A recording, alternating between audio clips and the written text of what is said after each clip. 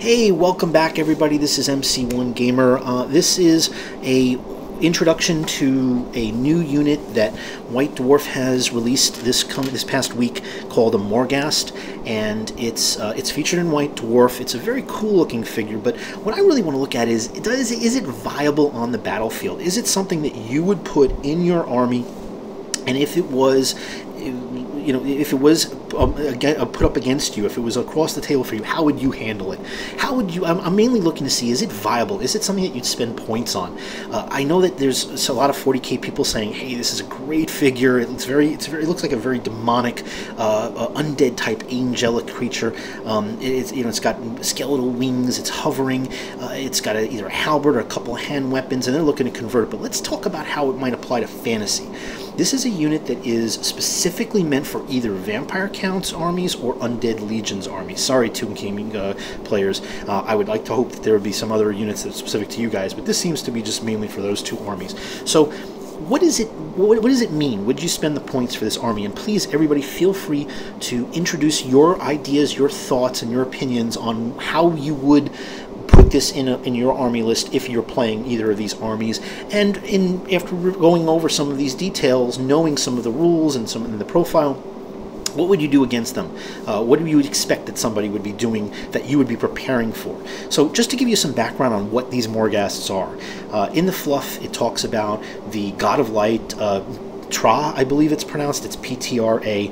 It's very rare that I read anything about any good guy gods. I'm always reading about the dark gods, the chaos gods. But this is one of the old gods, apparently, and he was not too thrilled about the idea of Nagash laying waste to the lands, and he sent in to aid, I guess it was King Alcadazor. I'm sure I butchered that name. And sent in a whole entire host of these creatures called the Hamurai.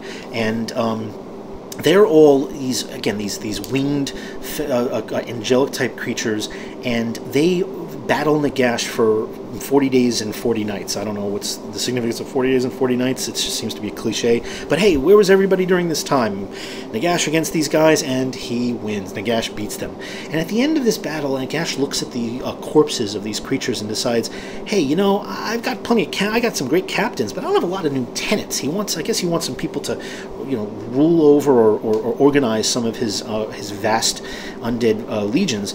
So he raises them up and twists them, and that's what these creatures are. And they do have an effect that really fits in with this theme. But is it effective? Is it appropriate? Would you spend the points on it? So let's take a look at these guys. First of all, again, they look very cool, so they're kind of intimidating on the battlefield.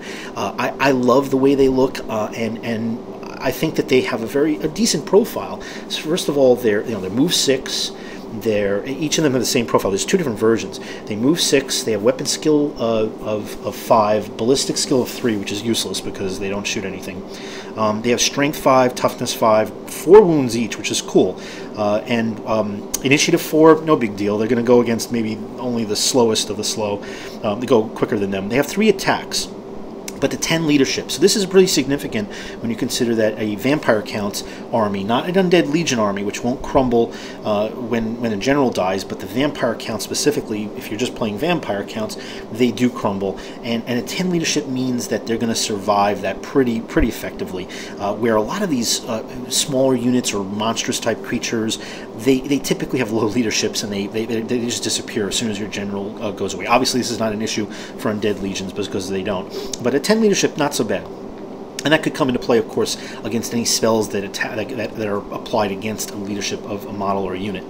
The two different versions have a slightly different point cost. The basic version of 80 points per model is applied to the Harbingers, and it's a minimum of 2 that you need to take. And I don't really see anybody taking more than 2, maybe 3, but I really don't see more than 2.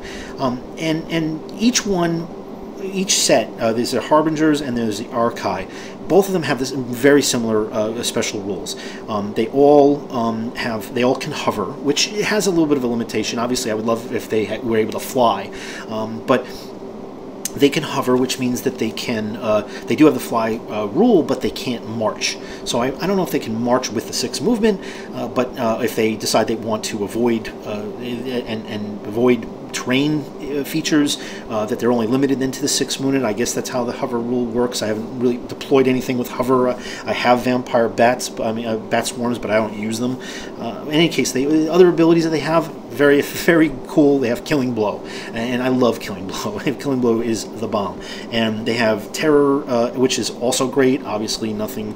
It's not going to do anything against units and armies that are immune to psychology, but I love me some Terror. Terror and Fear are very much different than when I used to play Undead well over a decade ago, and at least with Terror, you have the ability to test on on charges, and of course they are Undead. So all of them both different types have that rule. The differences between the two are that they have just slightly different equipment, and that really can have and it's only a difference of 10 points, but for 10 points the cheaper ones will have default 2-hand weapons, so I guess that's not factored into the profile because the attacks are the same for both, but the ones with 2-hand weapons, I guess they get a +1 attack, so they have 4 attacks, and they have heavy armor, so 5+, no big deal. It's not a ward save, it's not regen, it's probably not going to come into play very much. A lot of things bypass armor or just erase the armor completely because they're decent strength, but the Archai, again, 90 points per model. They have halberds, so they're going to be striking at strength 6, and they also have 1 extra point of armor, so they have a 4+ armor, this ebon wrought armor. Again, not that big of a deal. These guys are going to go down very quickly when it comes to shooting. They're going to go down very quickly with any kind of concentrated fire, and spells, magic missile type spells could take them out, even though they have a toughness 5, and they have, look, there's 8 wounds in this unit, so it's not that bad. But we're not talking about a whole lot of defense here with just a 4-up or a 5-up armor save. In any case, what the real interesting effect that they have is a special rule called Heralds of the Accursed One. And this is where it's kind of like having another battle standard bearer on the battlefield. And I know a lot of people who play Vampire Counts don't really appreciate the either White King or Vampire Hero with the upgrade for the battle standard bearer, because it's minor. All it does is units within a certain range, 12 inches. If you lose a combat, you crumble 1 less. You ignore 1 point of crumbling. So you save 1 zombie, you save 1 wound if it's multiple wounds, and that doesn't really have an impact on the game. But these guys, as well as some of the special rules for special characters, that can actually be a little bit different now, because not only do they have that effect within 12 inches of this unit, but it's stackable. It specifically says that this rule is in addition to any other modifiers that apply. And it says this, it has the same language for the special characters like Nagash and Arkin and Manfred and Neferata. So theoretically, if you're feeling these in addition to a special character and you have a battle standard bearer, you're reducing the unstable rule and the crumbling rule if you lose combat by 3. Potentially more if you have more than one of these units. That's starting to add up. Is it that big of a deal when you're talking about zombies? Maybe not. But if you're losing with zombies, and you're typically losing when you're playing with zombies, you're a lot of times you're deleting those entire units, or they're getting just destroyed due to combat res, unless you can summon up enough of them to survive through multiple combats and tar pit your opponent. But if they can get a really good round in, they're not only killing off the zombies, but the crumbling it basically doubles it. Same thing with skeletons.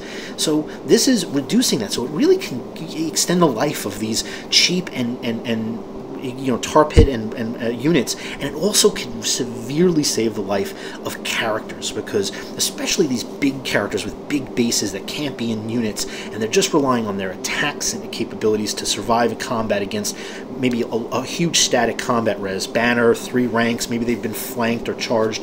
So you've got a lot to consider that if with these really expensive characters, where you want to try and have them at least survivable, because they're essentially out on their own. Unless they have a unit that maybe supports them with a charge, but they're going to be out on their own at some point if they're killy, if they're hand-to-hand types, and this can help. And especially if you have several layers of this covering the battlefield, it really can help your army out considerably. But the viability of that, it makes sense, and it does. There's a strategy around that you can take. You can just ramp up your ability to your staying power in the game with these guys, but is it something that is viable for the points? Because you're talking about 160 or 180 points, and here's the kicker. The 160 points for the Harbingers, the ones with the 2 hand weapons with just a 5-up save, their points come out of the special allowance. But the Archai, they come out of rare, and that's where the problem is. They're 180 points out of rare, and that disqualifies them, in my opinion, because yeah, I could see the point of trying to just, reduce your losses. You're inevitably going to take losses. You're going to put out speed bumps. You're going to throw out these tar pits, and you're just going to hold up a lot of your enemy units until you can get your killy stuff in there or cast your spells to finish them off. But do you want to sacrifice 180 or more points on your rare section? This is almost the cost, in my opinion, of a Terrorgeist, and almost the cost of a Mortis engine, or at least taking it is going to eliminate your ability to take 2 of them for a standard game. It's just under the cost of a black coach, and honestly, I know a lot of people that don't like black coaches, but let's be realistic. The black coach has a toughness 6. These guys are toughness 5. But and the black coach only has 4 wounds. These guys have 8, but the black coach has a 4-up ward save. And that's a big deal, in my opinion. That at least puts them on par. Black Coach has, it has a little bit more movement. Even when it's flying, if it can boost itself up, it can't march according to the chariot rules unless that gets FAQ'd at some point down in the future. It's only going to move at 8 maximum. These guys can't march. They got the hover rule, so they're only moving at 6 unless they do a regular move, I guess, for 12. But they're not moving really far and they're not moving really fast. I think that their purpose is to sit back behind units and kind of play the support game. If a big block of zombies gets in there, they can now swoop around the side and do a flank charge. But do I want that? Would I take that over the points allotment that I would take for other units in rare, like for instance a Vargulf? I don't usually take a single Vargulf, but sometimes I'll take 2, or I'll try to fit it in depending on the size of the army if I've got room after I consider a Terrorgeist or a Mortis engine. Would I sacrifice any of this stuff for 2 of these units, 2 of these models, 8 wounds worth, toughness 5, and just to try and maybe save a few zombie skeletons? It could really be a big deal when it comes to some characters, but is it enough? I don't know. Tell me what you think, and tell me how you think you might use these on the battlefield and insert them into a list.